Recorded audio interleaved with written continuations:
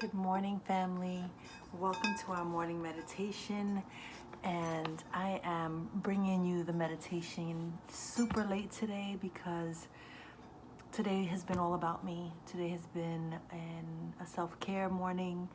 I've been up since 5. I've been writing. I've been practicing yoga on my own. I'm in a family. My sister and brother-in-law have an account with Peloton, and we have this family challenge, this friendly challenge, and we all do our own thing at our own pace. And so I was really excited this morning to be able to do a 30-minute flow session. I haven't practiced yoga for 30 minutes in a long time. Like I do 5-minute stretches, 15, 20, but for me, moving through a 30-minute flow was incredible, and so I feel the burn. I'm bringing that fire and that focus to our morning meditation. I wanted to introduce, I'm always shifting and transforming and evolving, and I wanted to bring something different to our daily practice. And so I'm going to introduce a word a week that's going to be like our intention for meditation. And so the word that came up during the yoga practice and then my own meditative practice was focus. And focus means a lot of different things to all of us. And so honor where you are and what you need when it comes to focus. Is it focusing on what you need to feel healthy, to feel strong, to grieve, to cope, to deal, to navigate these waters, to pivot into a new situation and experience, right? And so focus is the intention for this morning's meditation. Are we ready? Let's take some deep breaths in. Inhale. Exhale. Inhale. Exhale. Find your center. Find a way to feel comfortable, whether that's sitting in a chair with your feet firmly planted in the ground, back straight, arched back, head chin up, right? Whether you're seated, cross-legged, however you're comfortable. Palms on your knees or palms up, whatever it is that you need this morning. Let's move into a gentle stretch this morning. Inhale, right hand over left knee, left hand behind your back, and let's do a gentle stretch and look to the left. Inhale, exhale. Inhale, exhale. Let's take the deepest stretch. Let's look back. Try to look back over your left shoulder. Inhale. Exhale. Inhale. Exhale. Yes. Let's come back to center. Hands to heart. Inhale. Exhale. Left hand over right knee. Right hand behind your back. Let's look to the right. Gentle stretch. Inhale. Exhale. Inhale. Exhale. Let's look over our right shoulder. Try to stretch a little further. Inhale. Exhale. Inhale. Exhale. Come back to center. Hands on heart. And keep breathing gently.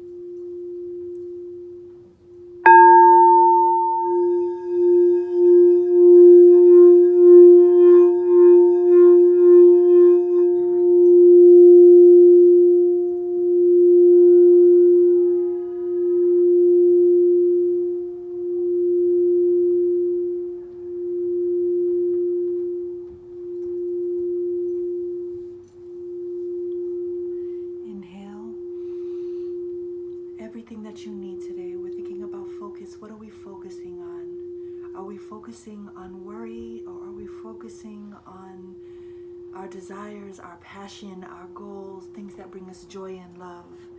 What we focus on manifests, right? So we're inhaling hope and joy and peace, and we're exhaling anything that's at a low vibration, fear and anxiety and depression and stress and tension.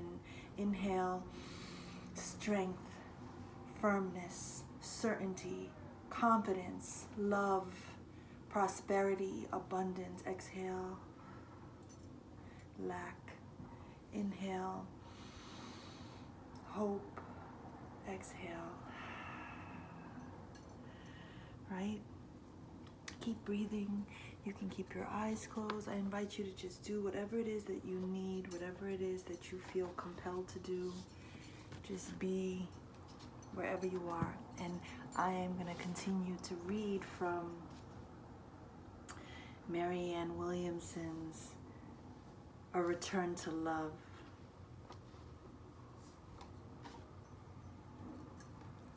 We left off on page 8.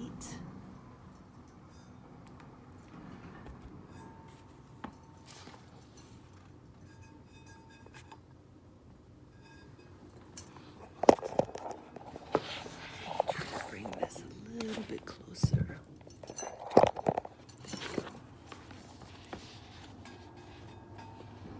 But oh yes, I would. Acknowledging my patterns was just a way of diverting someone's attention. Then I'd go into a rampage or other outrageous behaviors so quickly and smoothly that one, least of all myself, could do anything to stop me. Before I'd ruined a situation completely, I would say the exact words that would make the man leave or hit me or make someone fire me or worse. In those days, it never occurred to me to ask for a miracle. For one thing, I wouldn't have known what a miracle was. I put them in the pseudo-mystical religious garbage category. I didn't know until reading A Course in Miracles that a miracle is a reasonable thing to ask for. I didn't know that a miracle is just a shift in perception. I once attended a 12-step meeting where people were asking God to take away their desire to drink. I had never gone overboard with any one particular dysfunctional behavior. It wasn't drinking or drugs that was doing me in. It was my personality in general, that hysterical woman inside my head. My negativity was as destructive to me as alcohol is to the alcoholic. I was an artist at finding my own jugular. It was as though I was addicted to my own pain. Could I ask God to help me with that? It occurred to me that just as with any other addictive behavior, maybe a power greater than myself could turn things around. Neither my intellect nor my willpower had been able to do that. Understanding what occurred when I was 3 years old hadn't been enough to free me. Problems I kept thinking would eventually go away kept getting worse every year. I hadn't emotionally developed the way I should have, and I knew it. Somehow, somewhere, it was as though wires deep inside my brain had gotten crossed. Like a lot of people in my generation and culture, I had gotten off track many years before, and in certain ways just never grew up. We've had the longest post-adolescence in the history of the world. Like emotional stroke victims, we need to go back a few steps in order to go forward. We need someone to teach us the basics. For me, no matter what hot water I had gotten into, I had always thought that I could get myself out of it. I was cute enough, or smart enough, or talented enough, or clever enough, and if nothing else worked, I could call my father and ask for money. But finally, I got myself into so much trouble that I knew I needed more help than I could muster up myself. At 12-step meetings, I kept hearing it said that a power greater than I could do for me what I couldn't do for myself. There wasn't nothing else to do, and there was no one left to call. My fear finally became so great that I wasn't too hip to say, God, please help me. Number 2, the light. The light is in you. So I went through this grandiose, dramatic moment where I invited God into my life. It was terrifying at first, but then I kind of got off on the idea. After that, nothing really felt the way I expected it to. I had thought that things would improve. It's as though my life was a house, and I thought God would give it a wonderful paint job. New shutters, perhaps, a pretty portico, new roof. Instead, it felt as though, as soon as I gave the house to God, He hit it with a giant wrecking ball. Sorry, honey, he seemed to say. There were cracks in the foundation, not to mention all the rats in the bedroom. I thought we better just start all over. I had read about people surrendering to God and then feeling this profound sense of peace descend like a mantle over their shoulders. I did get that feeling, but only for about a minute and a half. I did get that feeling, but only for about a minute and a half. After that, I just felt like I'd been busted. This didn't turn me off to God so much as it made me respect His intelligence. It implied He understood the situation better than I would have expected. If I was God, I'd have busted me too. I felt more grateful than resentful. I was desperate for help. A certain amount of desperation is usually necessary before we're ready for God. When it came to spiritual surrender, I didn't get serious, not really, until I was down on my knees completely. The mess got so thick that all the king's horses and all the king's men couldn't make Marianne function again. The hysterical woman inside me was in a maniacal rage, and the innocent child was pinned to the wall. I fell apart. I crossed the line between in pain but still able to function normally. And the realm of the total basket case, I had what is commonly called a nervous breakdown. Nervous breakdowns can be highly underrated. Nervous breakdowns can be highly underrated methods of spiritual transformation.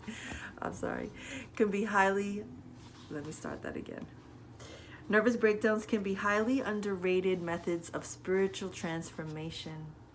They certainly get your attention. I have seen people have little mini breakdowns year after year, each time stopping just short of getting to the point. I think I was lucky to get mine over in one fell swoop.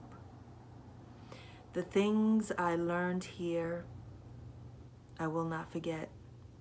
As painful as this experience was, I now see it as an important, perhaps necessary step in my breakthrough to a happier life. For one thing, I was profoundly humbled. I saw very clearly that of myself, I am nothing. Until this happens, you keep trying all your old tricks, the ones that never did work, but that you keep thinking might work this time. Once you've had enough and you can't do it anymore, you consider the possibility that there might be a better way. That's when your head cracks open and God comes in. I felt during those years as though my skull had exploded. It seemed as though thousands of little pieces of it had shot into outer space. Very slowly they began to come together again. But while my emotional brain was so exposed, it seemed to be rewired, like I had some kind of psychic surgery. I felt like I became a different person.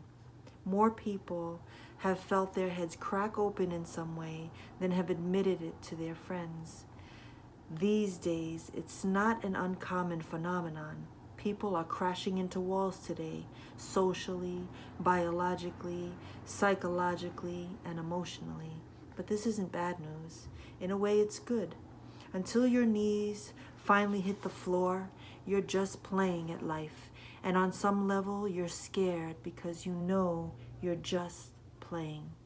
The moment of surrender is not when life is over. It's when it begins. Not that moment of eureka, that calling out to God is it. And it's all paradise from then on. You've simply started the climb. But you know you're not running around in circles at the bottom of the mountain anymore, never really getting anywhere, dreaming of the top and having no idea how to get there. For many people, things have to get very bad before there's a shift. When you truly bottom out, there comes an exhilarating release. You recognize there's a power in the universe bigger than you are, who can do for you what you can't do for yourself. All of a sudden, your last resort sounds like a very good idea. How ironic. You spend your whole life resisting the notion that there's someone out there smarter than you are. And then all of a sudden, you're so relieved to know it's true. All of a sudden, you're not too proud to ask for help. That's what it means to surrender to God. Inhale. Exhale. Tomorrow we'll start chapter 2, but it's about to get good, family. I can guarantee you that. Let's close out. We ready. I know we all ready. We all ready too. We're all ready for that shift, right? I've been meditating a lot on my Santera scopes, my readings that I'm going to post today, and how a portal is open. There is a portal open for us of tremendous change right now, a huge shift. And so hopefully we're able to focus inward, right? Focus. And bring our awareness to where we are, what we need, and where we're headed. And so our card for today is: all aspects of who I am are important. Until today, you may have believed that having a dark side makes you unworthy to seek and receive the light.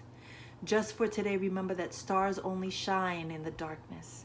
Transform the energy of your dark side to enhance your star quality.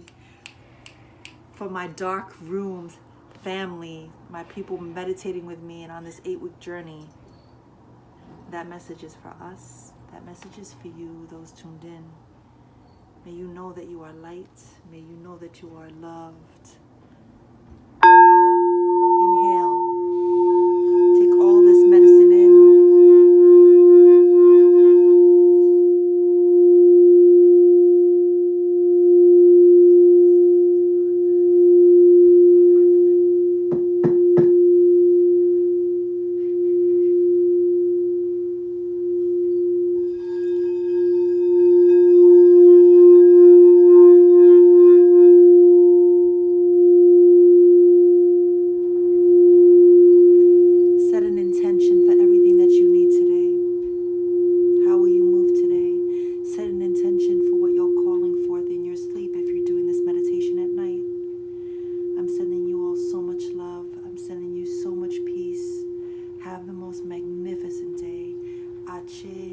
Amen. Namaste. And so it is.